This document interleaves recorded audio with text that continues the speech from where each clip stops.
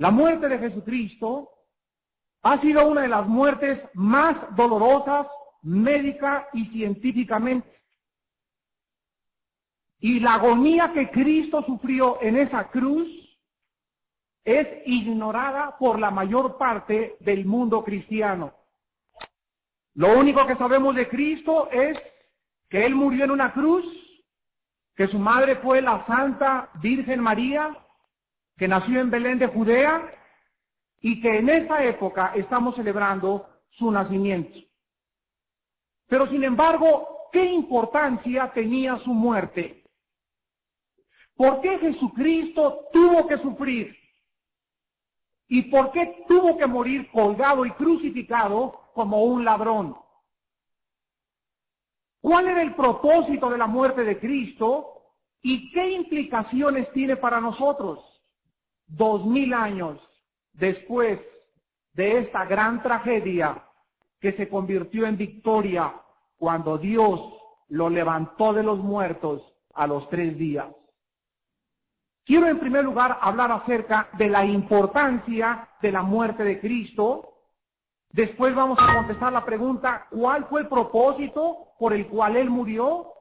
Y finalmente vamos a ver las implicaciones que tiene la muerte de Cristo para todos nosotros en el siglo XX.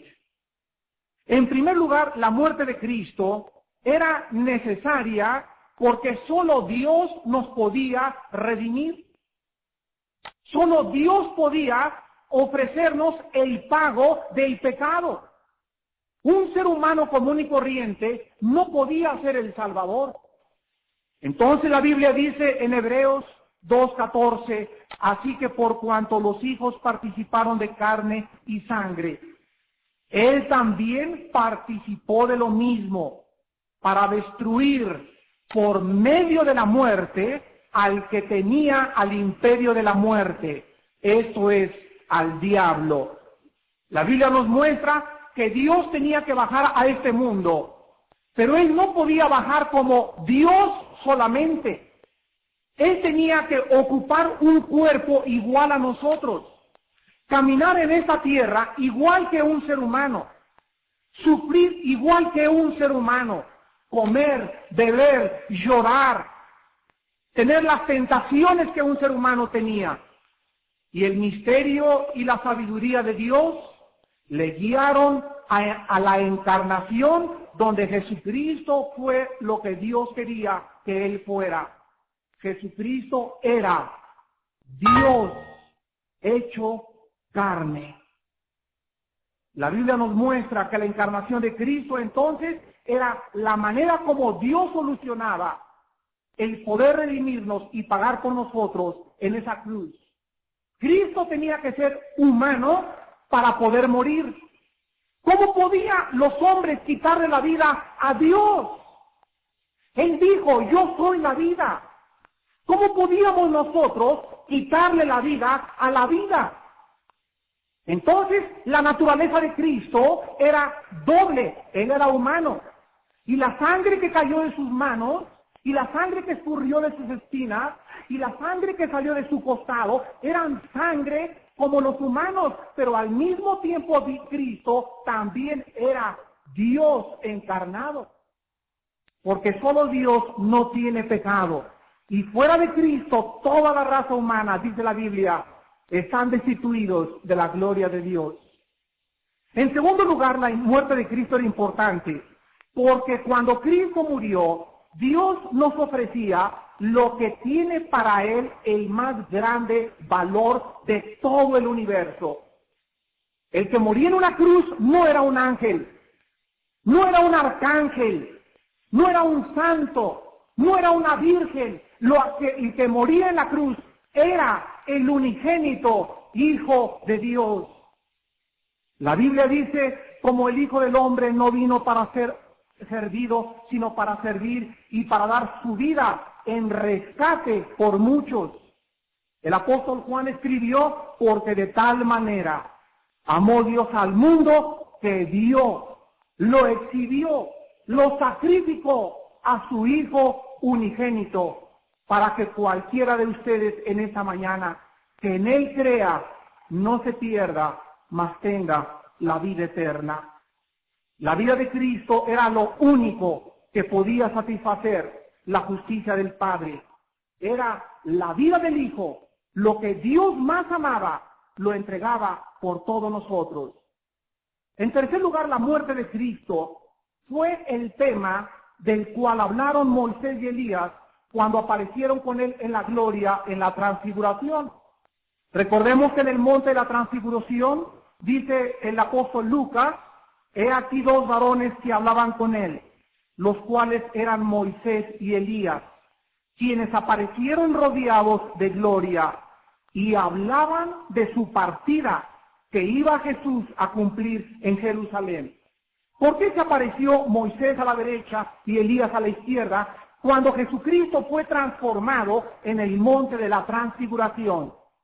Bueno, Elías representaba a los profetas y Moisés representaba a la ley.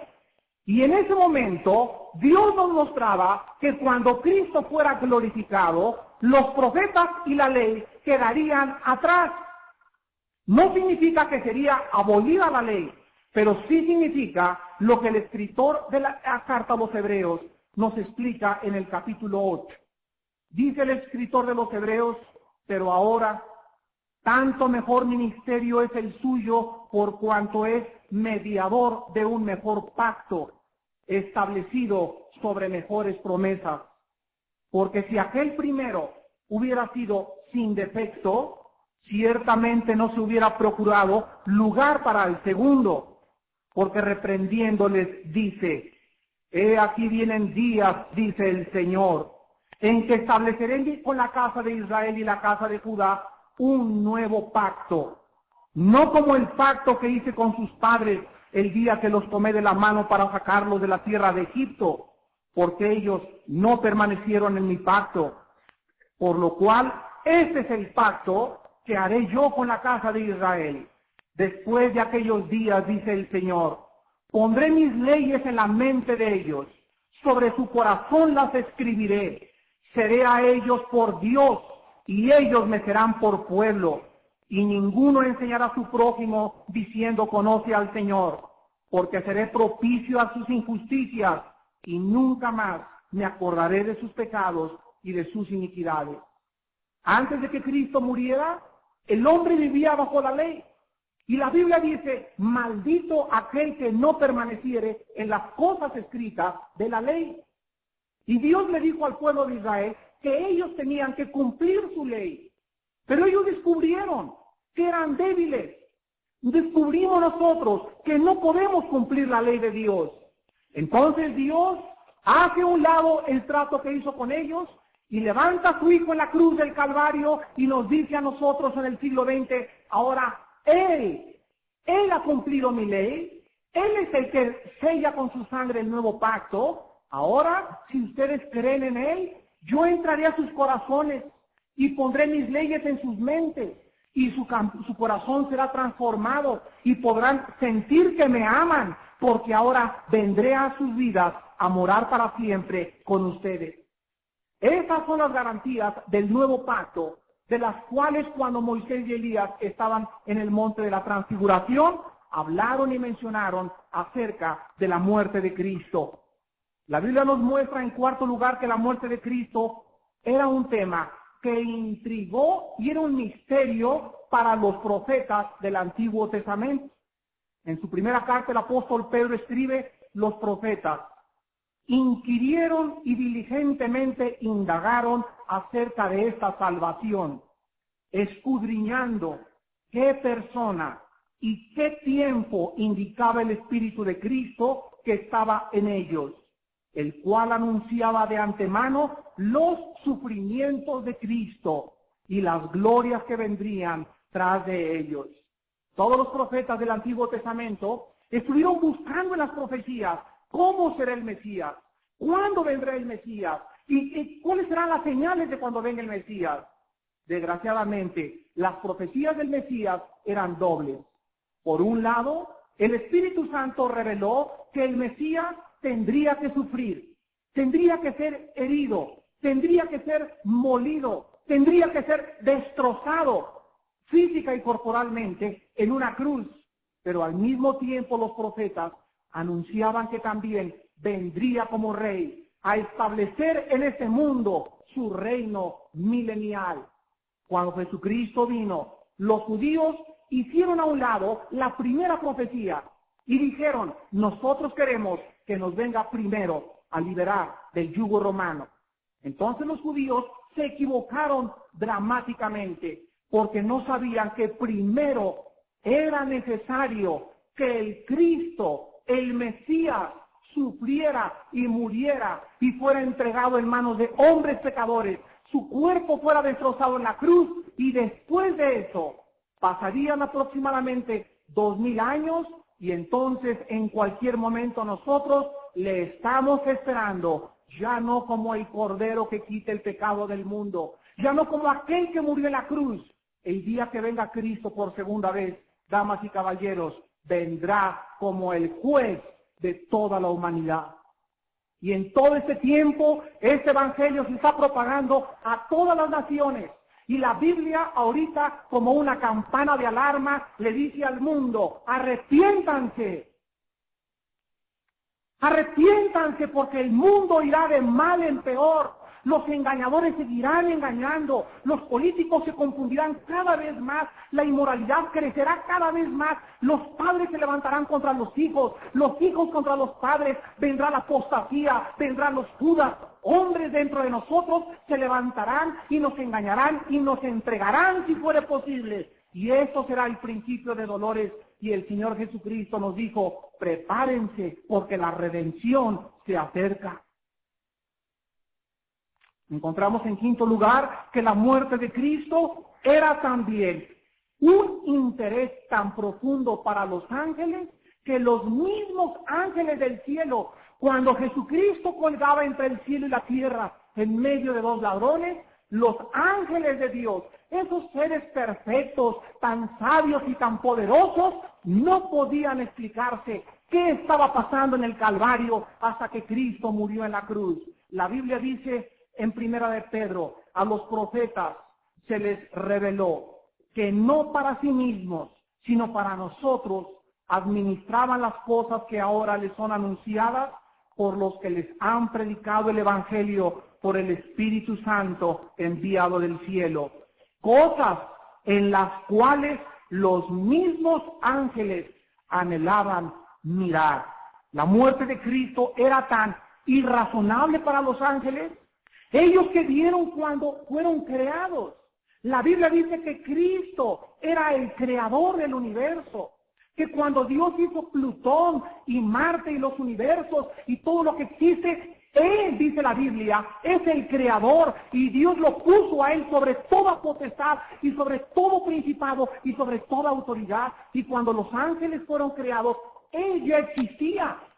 Y de repente, aquel que estaba con ellos, aquel que vieron que era el Creador, venía al mundo y colgaba en una cruz. Y los ángeles estarían preguntando, ¿cómo es posible que el Hijo de Dios pueda humillarse para convertirse en un ser humano?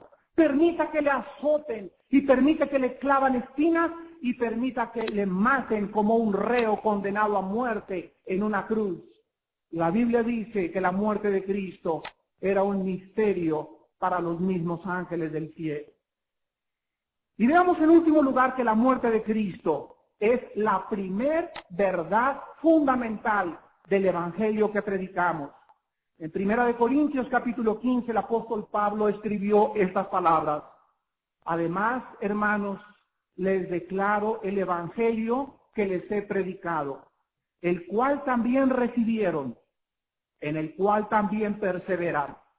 Porque, primeramente, vean ustedes que es la primer verdad, primeramente les he enseñado lo que asimismo recibí, que Cristo murió por nuestros pecados, conforme a las Escrituras, y que fue sepultado y que resucitó al tercer día conforme a lo que ya estaba escrito.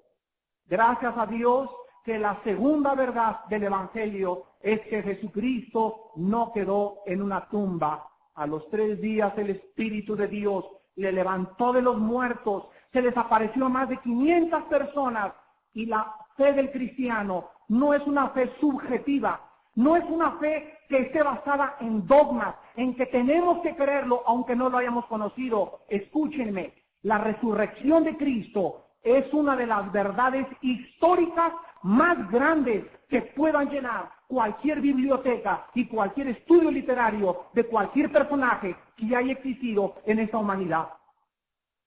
La resurrección de Cristo es tan real que ¿qué estamos celebrando este mes? Inclusive los gobiernos ateos le dan a la gente la Navidad. ¿Por qué no se la dan cuando nació Buda? O cuando nació Krishna? O cuando nació Mahatma Gandhi? Pero el nacimiento de Cristo es tan históricamente real que los mismos gobiernos suspenden las labores. Y todos nos sentimos en un espíritu de melancolía ahorita, que amamos a la gente y que celebramos el 24 de diciembre, etcétera, etcétera, porque Jesucristo es más real que Napoleón, es más real que Cristóbal Colón, es más real que cualquier otro ser humano que haya pisado en esta tierra. Es increíble que mucha gente ni siquiera haya podido entender lo que significa la muerte y resurrección de Jesucristo. Y vemos en último lugar también que la muerte de Cristo será el tema de las canciones cuando estemos en el cielo. Dice el Apocalipsis capítulo 5, los 4 seres vivientes y los 24 ancianos se postraron delante del Cordero, y todos tenían arpas y copas de oro llenas de incienso, que son las oraciones de los santos, y cantaban un nuevo cántico, diciendo: digno eres de tomar el libro y de abrirlo, y de abrir sus sellos, porque tú fuiste inmolado, y con tu sangre nos has redimido con Dios de todo linaje, y lengua, y pueblo, y creación. La Biblia dice que cuando vayamos al cielo, los que hemos aceptado y creído en lo que Dios ha hecho por nosotros en esa cruz, siempre recordaremos por toda la eternidad por qué estamos allá. Nadie en el cielo podrá decir: pues estoy aquí porque construí un convento de monjitas. Es que le besé los pies al Papa, y el Papa me dio una indulgencia y la colgué en mi cuarto, y por eso estoy aquí. O porque me fui el 12 de diciembre de rodillas a besarle los pies a la Virgencita. Nadie, dice la Biblia, estará en el cielo por esas razones. Los que estemos en el cielo diremos: porque alguien murió por nosotros y dio su sangre. La salvación no es por obras, ni por sacrificios, ni por sacramentos. La salvación tiene su base en la muerte y en la sangre de Jesucristo. Veamos ahora el propósito de la muerte de Cristo. Antes de leer lo que quiero leerles en este momento, le quiero agradecer a un doctor aquí en México, cardiólogo, que me proporcionó este estudio acerca del estudio médico científico más exacto que se ha editado en el mundo de los doctores y de la medicina acerca de la muerte de Cristo. El siguiente artículo lo escribió el doctor William Edwards, patólogo de la clínica Mayo de Rochester, Minnesota. Los que están enterados de la medicina, hay muchos doctores en esta mañana, les podrán testificar que la clínica Mayo de Rochester y el hospital de Boston están entre los 3 hospitales y clínicas mejores de todo el mundo entero. Este artículo apareció originalmente en la revista médica Journal of the American Medical Association el día 21 de marzo de 1986. El doctor Edwards publicó este artículo en la revista médica de la Asociación Médica Americana el 21 de marzo del 86 y dijo lo siguiente: Jesús de Nazaret fue sometido a juicio judío romano flagelado y sentenciado a muerte por crucifixión. Los latigazos produjeron laceraciones profundas, pues los látigos romanos tenían 5 colas con puntas de plomo y de hueso. Cuando el látigo romano se enrollaba en la espalda del reo, al jalar el látigo, las puntas de plomo y de hueso arrancaban los tejidos subcutáneos y los músculos quedaban expuestos a la intemperie.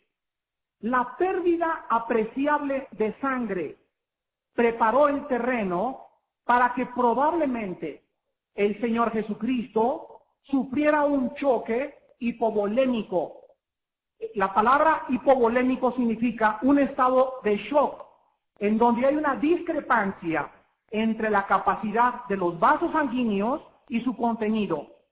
Hipovolemia significa disminución del volumen sanguíneo. Esto que sucedió con Cristo pudo haber disminuido la presión de su sangre, que es la que regresa al corazón.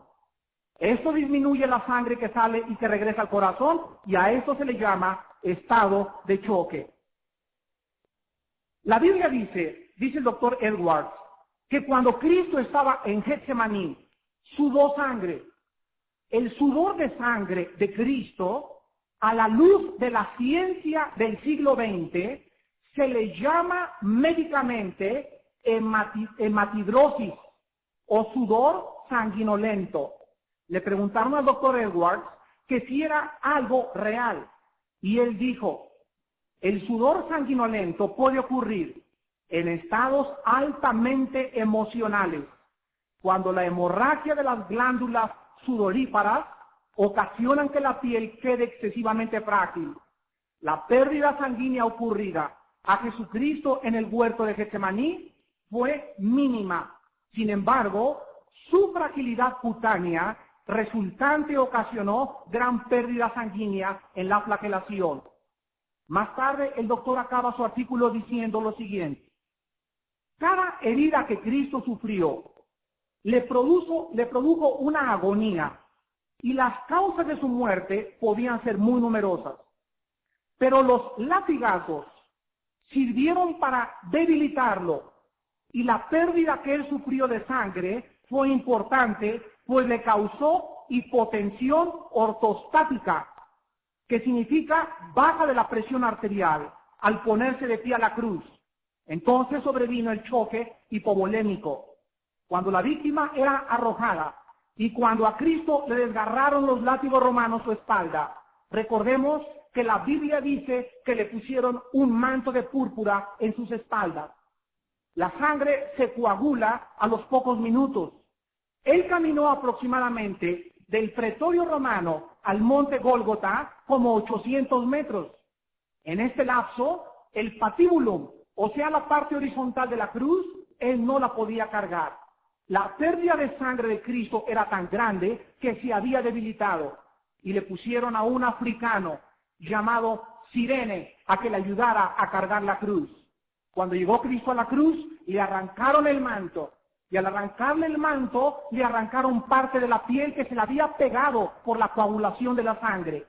Al acostarlo en la cruz, se infectó y se contaminó su sangre y sus músculos al contacto con la tierra, y en ese momento le pusieron un clavo, y dice el doctor Edwards que los clavos que le pusieron fueron en las siguientes partes humanas.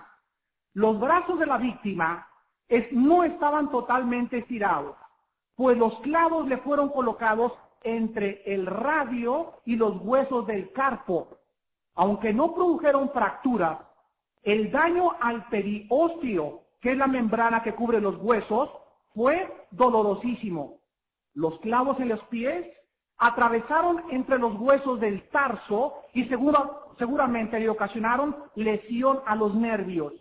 Los clavos le produjeron un dolor tan grande a Cristo que cuando levantaron la cruz y cayó sobre el hoyo la cruz, todo su cuerpo se basó y se acumuló el peso en los huesos de los pies y en los nervios. Y cuando Cristo quería respirar, la interferencia respiratoria en su diafragma era tan grande que él no podía ni siquiera hablar, porque cada vez que hablaba tenía que exhalar y tenía que jalar el cuerpo, y eso le producía un dolor más intenso en las manos.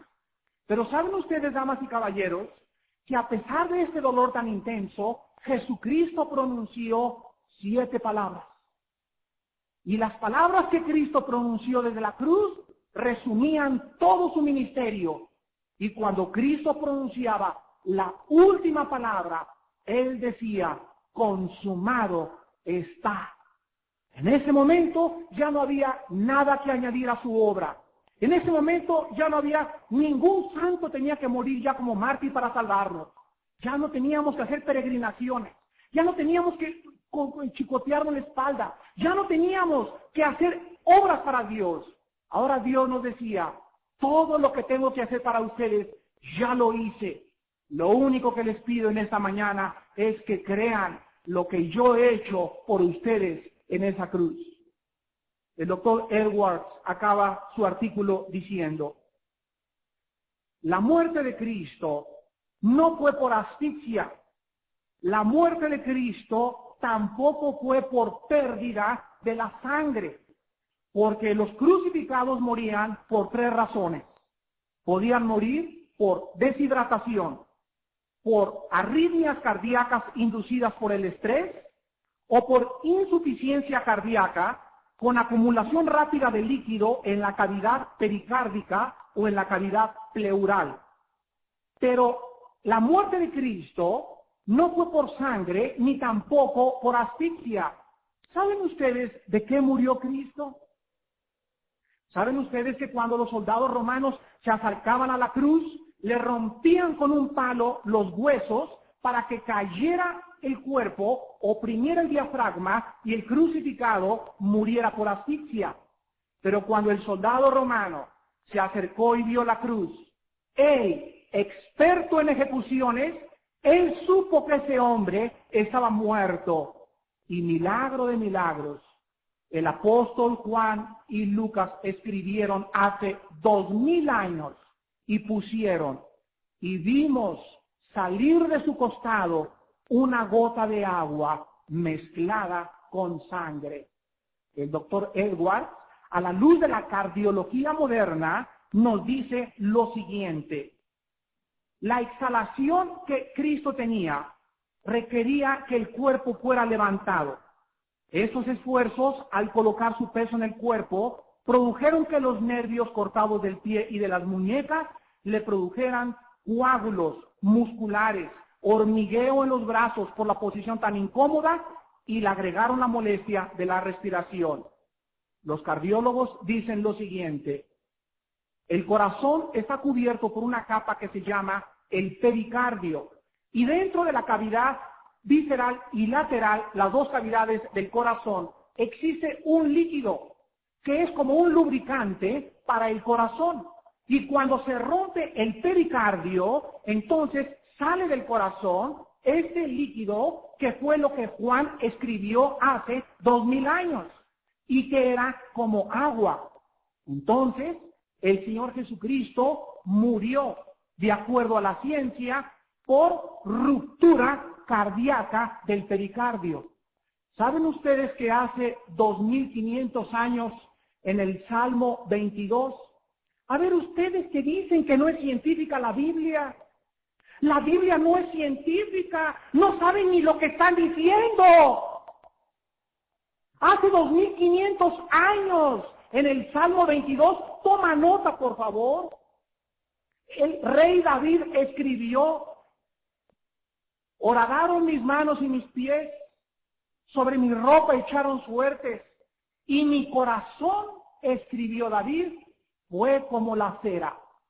Cristo moría entonces en la cruz del Calvario porque el corazón le explotó.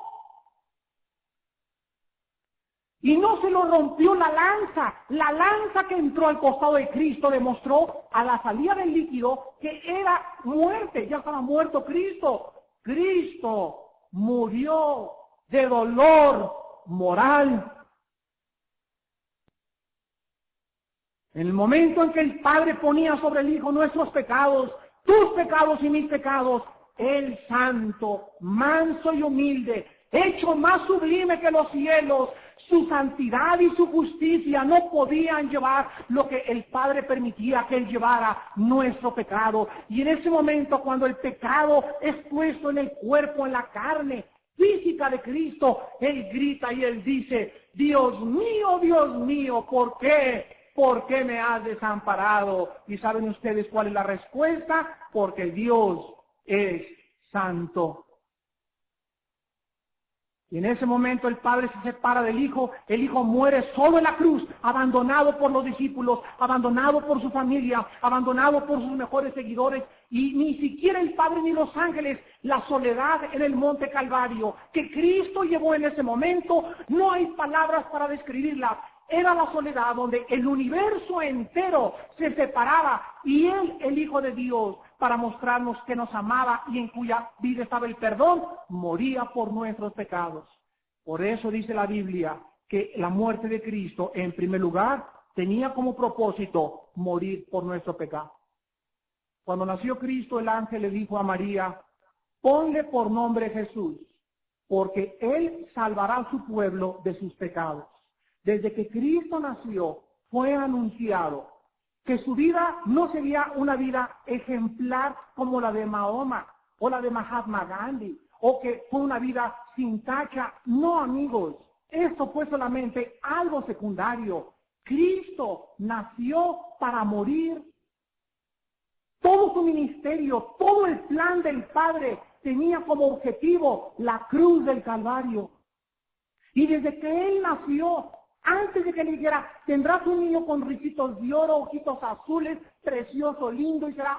No, el ángel le dijo a María: este niño que va a nacer, quiero que sepas que ha nacido con una misión. Su misión no es hacer milagros, su misión no es enseñarnos una vida ejemplar, su misión es salvar al mundo.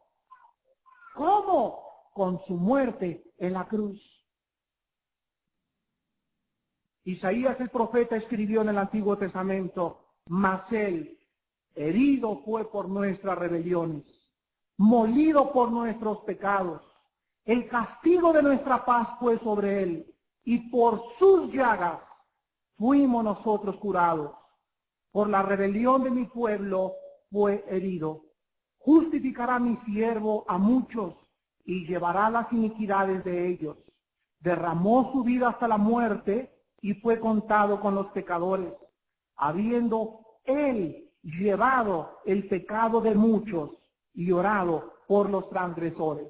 Esto fue escrito 750 años antes de que Él muriera. El apóstol Pablo escribió en Romanos capítulo 4, Cristo fue entregado por nuestras transgresiones y resucitado para nuestra justificación. El apóstol Pedro escribió en su primera carta en el capítulo 2, quien llevó él mismo nuestros pecados en su cuerpo sobre el madero, para que nosotros, estando muertos a los pecados, vivamos a la justicia. Porque también, dice Pedro, Cristo padeció una sola vez por los pecados, el justo por los injustos, para llevarnos a Dios, siendo a la verdad muerto en la carne, pero vivificado en el Espíritu. Esta pues, damas y caballeros, fue la razón principal por la cual Cristo murió en la cruz. No fue nuestro pecado, no fue tu pecado, porque nuestro pecado y tu pecado no lo podríamos pagar, sino que Él se hizo pecado por nosotros para que comprendiéramos nosotros que Dios nos pide creer en lo que Él ha hecho en su muerte. Y encontramos también que la muerte de Cristo es la base, la única base sobre la cual Dios nos puede perdonar. Dios no te va a perdonar porque pertenezcas a la iglesia católica, o a la iglesia protestante, o a la iglesia mormona, o a la iglesia de los testigos de Jehová. No, la base sobre la cual recibimos el perdón de Dios no es por pertenecer a una religión, no es por comulgar los domingos y portarnos como Drácula de lunes a viernes, no es por hacer sacrificios, no es por dar nuestro dinero, porque si fuera por esas cosas, ¿por qué Cristo murió? Si Buda o Krishna o Mahatma Gandhi pudieran llevar a alguien al cielo, ¿por qué la Biblia dice, y en ningún otro hay salvación? Porque no hay ningún otro nombre dado bajo el cielo a los hombres en que podamos ser salvos más que en Jesucristo hombre. ¿Por qué Cristo dijo, yo soy el camino, la verdad y la vida? Tú me puedes preguntar, bueno, pero si los budistas y los Hare Krishnas nunca han oído de Cristo, entonces ¿qué culpa tienen de irse al infierno? Yo no he dicho que se vayan al infierno. Yo lo que digo es lo siguiente, que Dios le dará a cada persona la oportunidad de conocer la verdad. Y hay muchas personas que forman parte de las sectas y de las religiones que tuvieron la luz, vinieron a un desayuno, supieron que era el Salvador y quisieron seguir viviendo en sus pecados. Prefirieron la mentira a la verdad de Dios en su palabra. Dios revelará los corazones. Yo solamente les digo, fuera de Cristo no hay salvación. Encontramos también que dice en Romanos capítulo 3, Dios puso a Cristo como propiciación por medio de la fe en su sangre para manifestar su justicia a causa de haber pasado por alto en su paciencia los pecados pasados. Nosotros tenemos que encontrar entonces, para poder resumir, que la muerte de Cristo tenía un solo propósito en todo el universo. La muerte de Cristo reveló tres cosas principales. Número uno, el amor de Dios. De tal manera amó Dios al mundo que nos dio a su Hijo.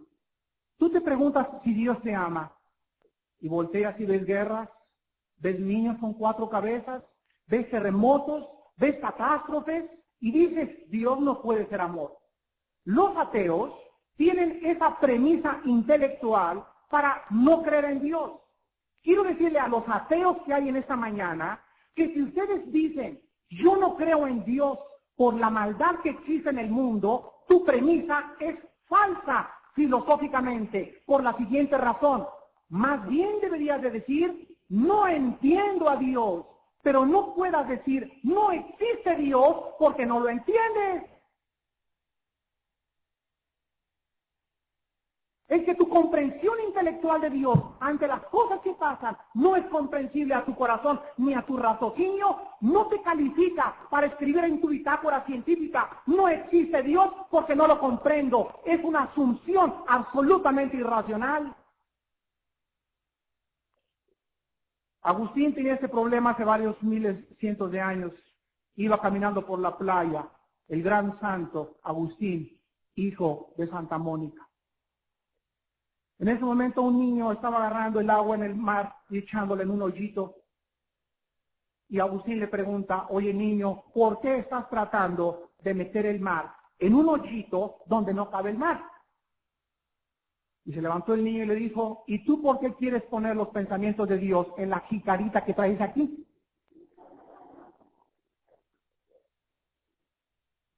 Premisa número 1, señores ateos. Antes de que comiences ni siquiera a poder comprobar si existe o no existe Dios, tienes que situarte en una perspectiva intelectual de humildad donde tú puedas decir, si Dios existe, no lo voy a poder comprender. Porque entonces tú serías Dios. Ahora bien, segunda premisa. Si yo quiero comenzar a conocer a Dios, yo necesito tratar de encontrar que Él se revele a mí.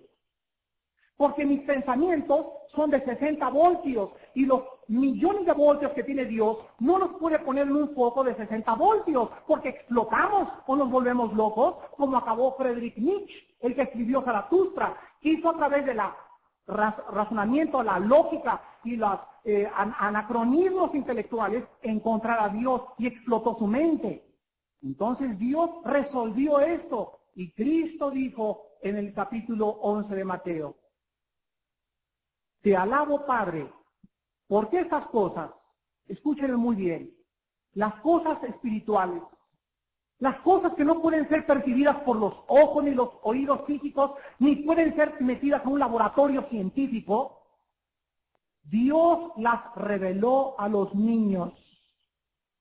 y las escondiste de los sabios y de los entendidos, para que comprendamos que Dios enloqueció la sabiduría del mundo. Y sabes una cosa, si Dios existe, Él es el que determina cómo lo podemos conocer. Si Dios existe, Él es el que nos tiene que decir cómo acercarnos a Él. Nosotros, ¿quiénes somos para poder decir, voy a encontrar a Dios con el yoga y meditando en mí mismo y la conciencia universal? ¿Quién dice eso? ¿Los gurús? Pero la Biblia nos muestra que nadie conoce al Padre sino al Hijo, y nadie conoce al Hijo sino al Padre, y a quien el Hijo lo quiera revelar. Tú quieres en esta mañana comprender por primera vez la mente infinita de Dios, necesitas a Cristo en tu corazón. Él vendrá en esta mañana en la persona del Espíritu Santo. Entrará a tu corazón, cambiará tus pensamientos, tus objetivos. Él será tu Dios, tú serás su pueblo. Y desde esta mañana tú puedes, como un niño, comenzar a caminar en los misterios más grandes que existen en el intelecto humano. El conocer a Dios es la meta más grande que cualquier persona pueda tener. Es la aventura que cualquier joven pueda tener más grande. No es irte en un barco a China ni en un barco a Rumanía. Conocer a Dios, jóvenes, es la aventura y el reto y desafío intelectual más grande que ustedes puedan tener. Pero una vez que le conocemos a Dios, Dios nos dice en su palabra, sean santos porque yo soy santo. Dios nos saca de un reino y nos pone en otro reino para que le sirvamos, para que seamos diferentes y para que el mundo se burle de nosotros y nos ataque y nos persiga y algún día hasta posiblemente nos crucifique igual que al Maestro. Pero Cristo dijo, si ustedes me quieren seguir y no cargan su cruz y no pagan el precio y no sacrifican las cosas que les mando que sacrifiquen, no pueden seguirme. Porque cualquiera que voltee hacia atrás, poniendo sus manos en el arado, no sirve para el reino de Dios. ¿Cuántos de ustedes quisieran en esta mañana venir a la cruz del Calvario? Gracias a Dios que esa cruz ya está vacía. Ahora Cristo resucitó y Él nos ofrece en esta mañana el perdón de nuestros pecados. Su muerte es más importante que su nacimiento. Escuchen lo que les dije. La muerte de Cristo fue más importante que el nacimiento. En el nacimiento los ángeles cantaron y vinieron los borregos con la Virgen María y San José, pero no pasó de ahí. Pero el día que Cristo murió en la cruz, Dios nos mostraba que nos ama, que tiene interés por nosotros, que no venimos del chango, no venimos de los cocodrilos, ni tampoco somos camellos, somos seres hechos a su imagen y semejanza.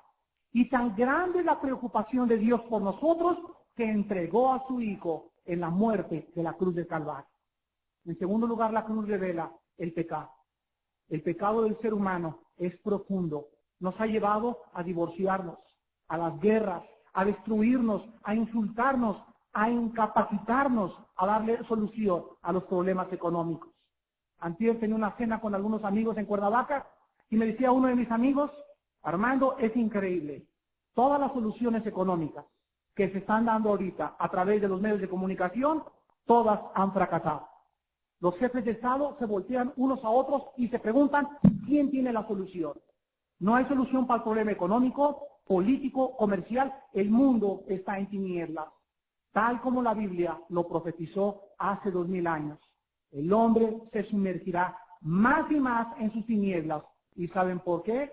Porque los políticos y los filósofos y los intelectuales se han hecho dioses a sí mismos y ellos creen poder encontrar la solución sin la ayuda del Creador que nos hizo a su imagen y semejanza. La cruz del Calvario probaba, en último lugar, que no había otro camino. Si pertenecer a una religión nos salva, ¿para qué murió Cristo? ¿Usted qué es? Le pregunta en la calle una señora. Yo soy católica. ¿Y usted cree que por ser católica se irá al cielo? Sí. Entonces, ¿por qué Cristo murió? Yo soy protestante, soy mormona, soy testigo de Jehová. Damas y caballeros, las religiones no salvan. Si tú tienes una religión y no tienes al Salvador, tu religión está muerta. El cristianismo no es una religión, es una relación. El que tiene al Hijo tiene la vida. El que no tiene al Hijo, aunque estás bautizado y confirmado y arrastrado y peregrinado, te vas a ir al infierno. Vengan a Cristo en esta mañana. Tu vida está tan vacía. Estás tan frustrado. Tu matrimonio está al borde del divorcio. Mira cómo está nuestro México. El problema no es económico en México, el problema es inmoral. 4,000 divorcios diarios en la patria. La familia mexicana se está despedazando y desintegrando porque los niveles morales en México nunca habían estado tan en los suelos. Una de las cosas que más incendia mi corazón es ver cómo el diablo ha hecho a nuestros hijos. Y cómo nos quiere matar a través de las drogas, a través del sexo, la pornografía, a través del cable, de las antenas parabólicas, transmitiendo programas pornográficos, está desintegrando nuestra nación. Y nosotros en México seguimos preocupando por si la bolsa va a volver a subir de puntos. Ojalá que no acabes este año, amigo que me escuchas, recuperando tu dinero en la bolsa y perdiendo a tu propia familia. Ojalá que te dieras cuenta que lo más importante en este mundo es la salvación de nuestra alma. Cristo acabó esto diciendo, ¿de qué le serviría al mundo ganar todo lo que existe si pierde su alma? Algún día tú vas a morir y yo también he de morir. Quiero preguntarte en esta mañana, ¿está saldada tu cuenta de pecado delante de Dios? ¿Crees que el día que tú mueras Dios va a decir, bueno, se portó bien de los 20 a los 30 años, palomita, métalo? Escúchame muy bien.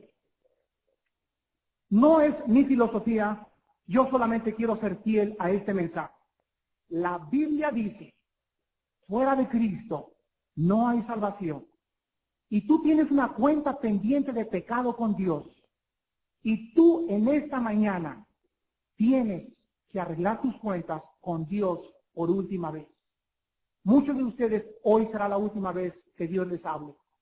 Ven a la cruz en esta mañana, hoy que tu corazón ha sido tan preparado por el Espíritu Santo. Ha venido porque el Espíritu de Dios le ha traído.